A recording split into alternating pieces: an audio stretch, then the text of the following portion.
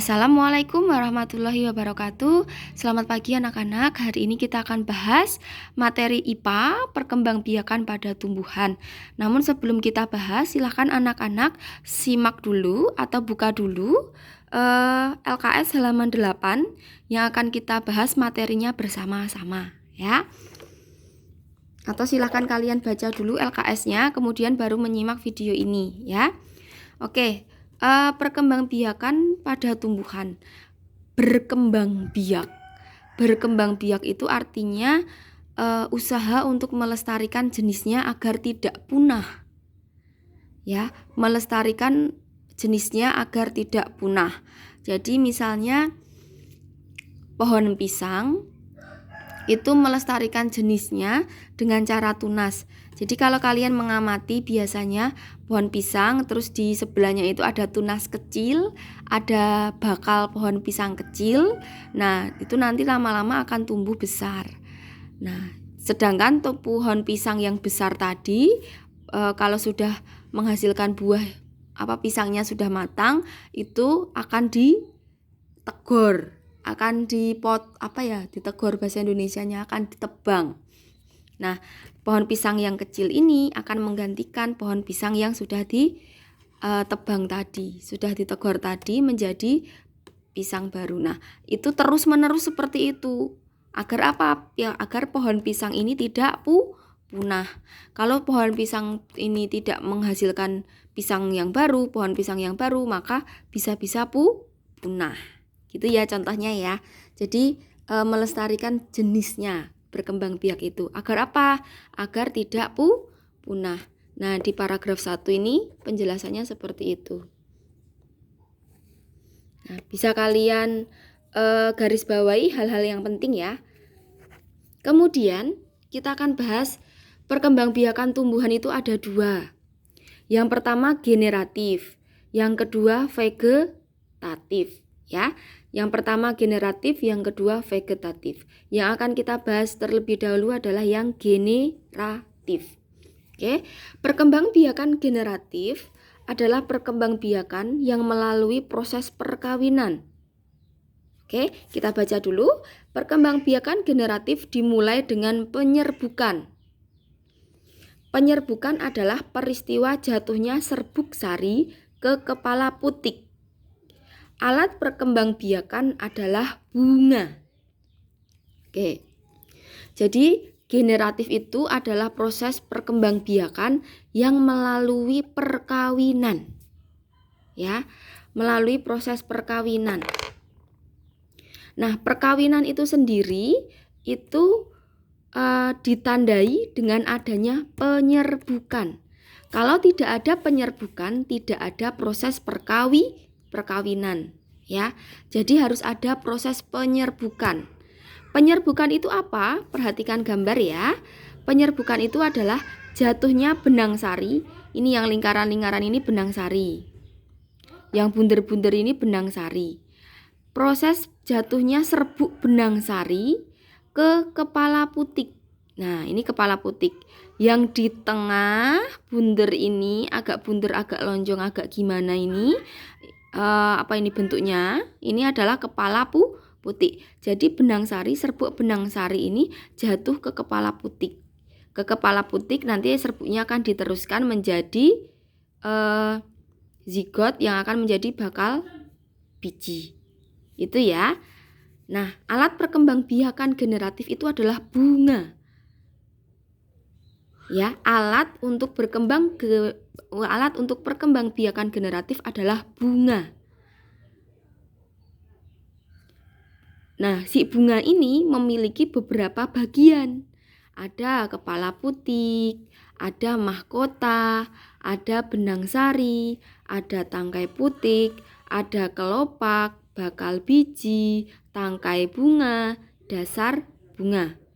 Ini adalah bagian-bagian bunga. Ya.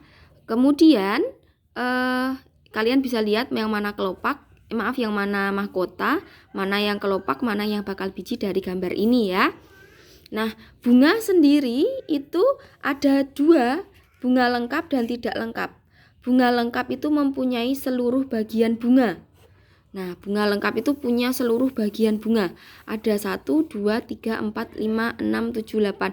8-nya ini punya semua 8 bagian bunga.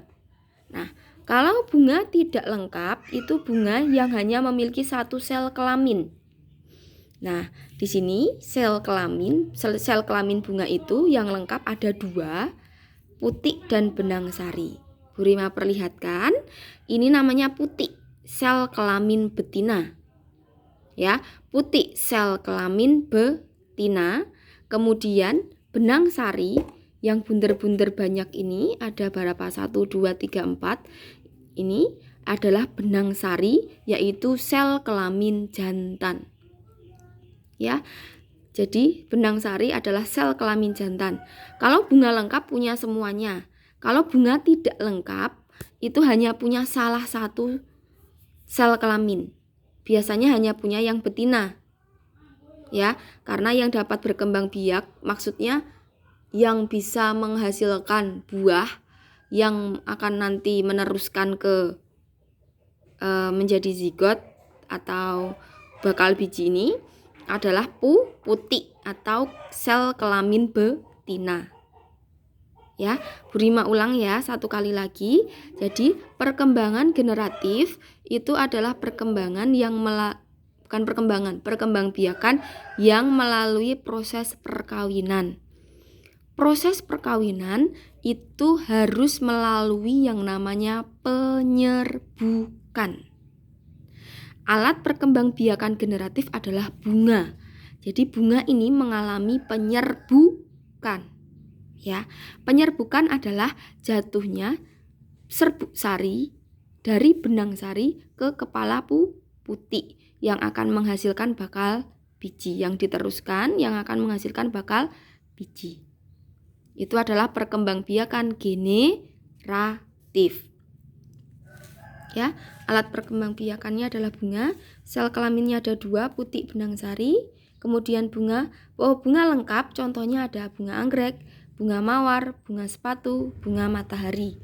Kalau bunga yang tidak lengkap contohnya bunga kamboja, bunga pepaya, bunga salak, dan lain-lain. Nah, selanjutnya ini ada yang namanya penyerbukan. Ya, agar terjadi proses perkembangbiakan generatif melalui perkawinan, maka harus ada yang namanya penyerbukan. Oke. Nah, ini kalian bisa baca di sini. Penyerbukan dibedakan menjadi 2, ya. Bisa dilihat. Bu Rima juga menuliskan penyerbukan ada 2. Berdasarkan asal serbuk sari. Yang kedua berdasarkan perantaranya. Nah, kita bahas satu persatu yang berdasarkan asal serbuk sari. Ada 4 ya. Ada 4. Penyerbukan sendiri, tetangga, silang, bastar. Sendiri, tetangga, silang, dan bastar. Penyerbukan sendiri, serbuk sari jatuh ke kepala putik yang berasal dari bunga itu sendiri. Jadi bunga itu sendiri bisa melakukan perkembangbiakan generatif sendiri. Ya, jadi seperti ini. Jadi si bunga ini bisa melakukan perkembangbiakan sendiri tanpa bantuan siapa-siapa. Ya, jatuh di bunga itu sendiri. Jadi benang sari kita bisa lihat di sini. Ini benang sari ya. Benang sari yang tengah ini putih, nanti benang sarinya itu bisa jatuh ke kepala putik sendiri. Nah, itu bunganya hanya bunga itu sendiri seperti ini ya. Kemudian yang kedua, penyerbukan tetangga. Tetangga itu serbuk sari jatuh ke kepala putik bunga lain tetapi masih satu pohon. Jadi satu pohon, siji pohon, bunganya kan ada banyak. Nah, bunga sesama bunga itu jatuh ya. Jadi satu pohon ada banyak bunga. Nah, antar bunga dalam satu pohon itu serbuk sarinya jatuh ke kepala putik. Jadi seperti ini. Ini kan satu pohon, ada 2 bunga. Misal ya, ini satu pohon kan, ada 2 bunga. Nah, benang sari bunga yang ini jatuh ke kepala putik yang bunga bawahnya atau sebaliknya. Kemudian Penyerbukan silang adalah serbuk sari jatuh ke kepala putik bunga lain yang berbeda pohon tetapi masih satu jenis. Jadi ada dua pohon yang satu jenis ya. Ada dua pohon tapi jenisnya sama, misal sama-sama kamboja ya. Misal sama-sama kamboja tapi pohonnya berbeda. Misal pohon yang satu di sini, pohon yang satu di sini. Nah, ini kan sama-sama kamboja tapi beda pohon. Nah, bunga. Nah, seperti ini misalnya. Ini dua pohon satu jenis. Benang sari pohon yang satu jatuh ke sini, pohon yang kedua, atau sebaliknya. Benang sari jatuh ke putik pohon 2 atau pohon 2, benang sari pohon 2 jatuh ke kepala putik pohon 1. Itu silang. Ya. Kemudian yang bastar, penyerbukan yang bastar adalah serbuk sari jatuh ke kepala putik bunga lain yang masih satu jenis tapi beda varietasnya. Bunga lain yang masih satu jenis tapi beda varietasnya. Nah, bunganya beda. Misal ini bunga sepatu. Nah, ini bunga mawar misal. Sepatu dan mawar. Masih satu varietas. Tapi beda apa namanya? Beda bunga. Tapi satu varietas. Misalnya bahasanya apa ya? Beda mbah tapi mbahnya ming kakang adi. Nah, kayak gitu, ya. Misal ini pohon kamboja, ini pohon mawar. Bunga sepatu, bunga mawar. Satu varietas. Nah, ini bisa penyerbukan. Nah, Burima ulang ya, yang penyerbukan sendiri itu hanya satu bunga, yang penyerbukan tetangga satu pohon beda bunga, yang penyerbukan silang beda pohon tapi jenis bunganya sama. Kalau yang bastar beda jenis bunga tapi masih satu varietas. Beda jenis bunga tapi masih satu varietas. Nah, silahkan dihafalkan. Kemudian yang kedua, berdasarkan perantaranya. Penyerbukan dengan bantuan angin. Ada perantara, berarti ada bantuan dari yang lain. Nah, ini juga ada 4. Penyerbukan dengan bantuan angin disebut anemogami. Penyerbukan dengan bantuan hewan disebut zoidiogami. Nah, hewan yang membantu itu ada kupu-kupu, lebah, kumbang, siput, burung, kelelawar. Nah, ini biasanya membantu penyerbukan. Kemudian yang ketiga, penyerbukan dengan bantuan manusia yaitu antropogami. Dan yang D, penyerbukan dengan bantuan air disebut hidrogami. Nah, anak-anak bisa lihat di sini juga ada ciri-ciri bunga yang penyerbukannya dibantu oleh hewan. Bisa kalian baca sendiri ya. Warna mahkota bunga mencolok dan besar. Bunga berbau khas, jadi wangi gitu ya. Bunga memiliki kelenjar madu, ada madunya. Serbuk sari bunga lengket. Kemudian kepala putih agak tersembunyi. Itu dibantu oleh hewan. Nah, ciri bunga yang penyerbukannya dibantu oleh angin. Mahkota bunga berukuran kecil dan tidak berwarna mencolok. Serbuk sari kering, ringan, dan banyak. Tidak berbau dan tidak berkelenjar madu. Jadi bunganya ini mungkin tidak rana ambune, rana wangine gitu ya. Kepala putih terjulur keluar. Nah, ini biasanya dibantu oleh angin. Nah, kemudian bisa dibaca juga di sini, setelah penyerbukan terjadi, jadi setelah benang sari jatuh ke kepala putik, pada serbuk sari tumbuh buluh serbuk sari yang menuju ke ruang bakal biji. Yang Bu Rima jelaskan tadi bahwa setelah adanya penyerbukan, benang serbuk sari jatuh ke kepala putik menuju bakal biji, yang diteruskan kepala putik ke bakal biji. Lalu serbuk sari akan masuk ke ruang bakal biji menjadi buluh serbuk sari. Di dalam ruang bakal biji terjadi pembuahan. Jadi ini bakal bijian yang bundar tengah ini bakal biji. Di sini ada pembuahan. Jadi proses terbentuknya sel-sel baru.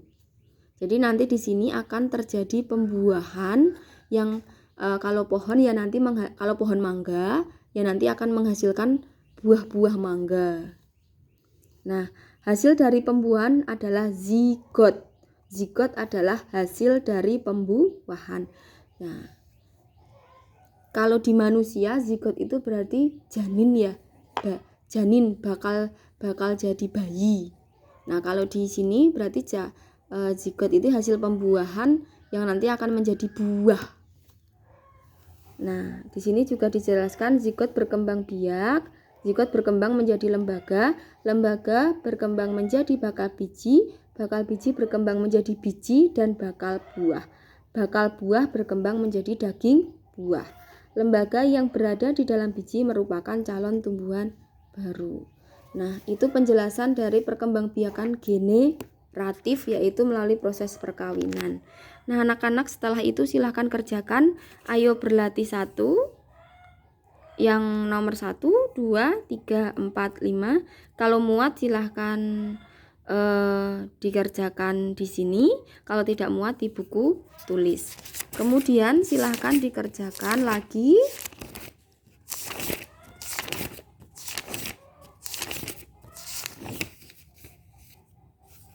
IPA halaman 31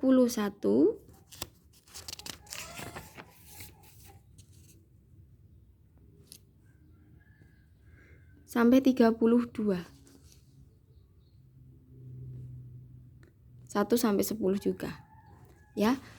Sekian pembelajaran kali ini. Bu Rima akhiri. Wassalamualaikum warahmatullahi wabarakatuh.